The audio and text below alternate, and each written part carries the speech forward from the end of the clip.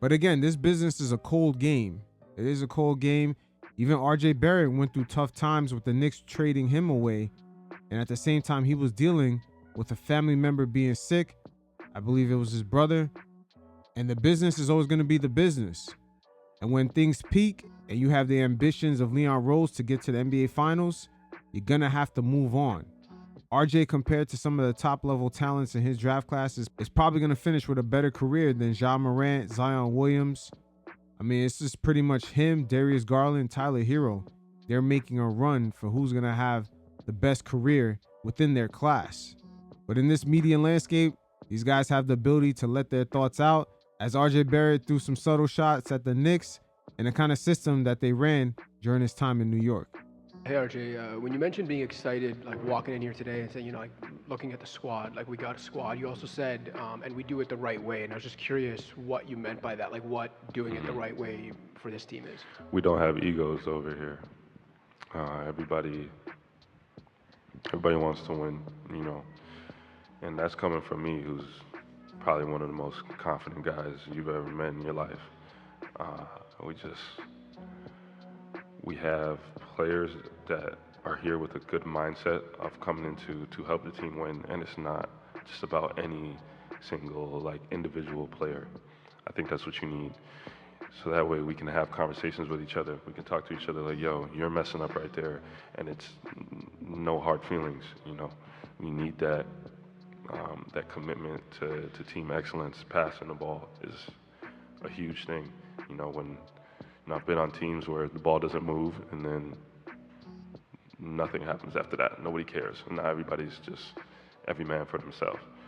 So it's great to be on a team where, we move the ball and we play defense, and we care about each other, honestly. We're all friends, we all hang out, everything's cool, things are just the way the Raptors do things is the right way, and I think that's why, we'll have some success. I like how RJ said, I've been on teams. You only been on one other team. But which version of the Knicks is he talking about? He's talking about the David Fizdale Knicks, where he had Marcus Morris acting like he was Allen Iverson out there? Or is he talking about when he was playing with Randall and Brunson? Because he was the third option. And for what the Knicks needed him to do, which is catch and shoot threes, and when he takes the ball to the rack to actually fully finish, his vertical wasn't necessarily up there like that. As we can see the difference when OG came to the team, his finishing ability was night and day. But this wasn't RJ's first mention of the ball not necessarily moving while on the Knicks. Check out what he had to say when he first showed up in Toronto. I've always been a guy that's been good in transition, so that always helps.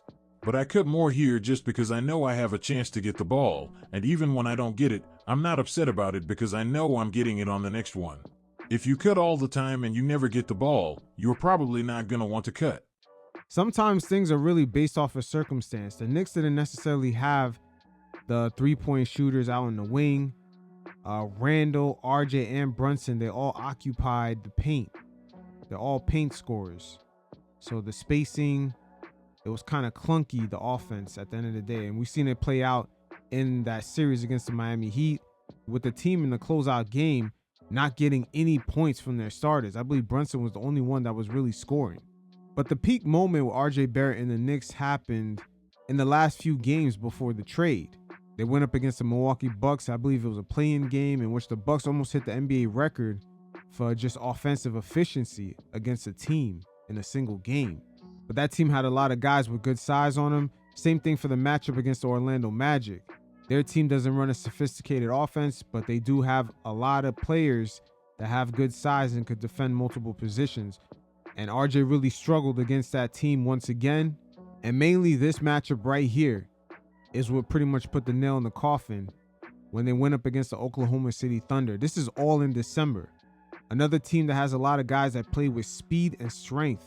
They don't have the size, but they play with speed and strength. And RJ, once again, struggled. A lot of the things that the Knicks needed, they couldn't space the floor.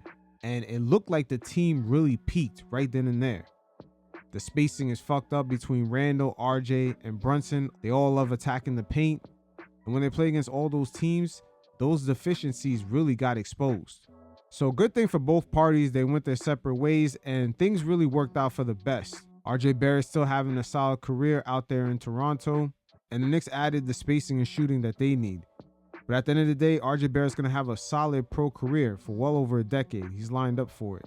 And the naysayers are going to have a difficult time when they reevaluate who should have went number 1, 2, and 3 with a lot of the health situations that Ja Morant and Zion Williams are having.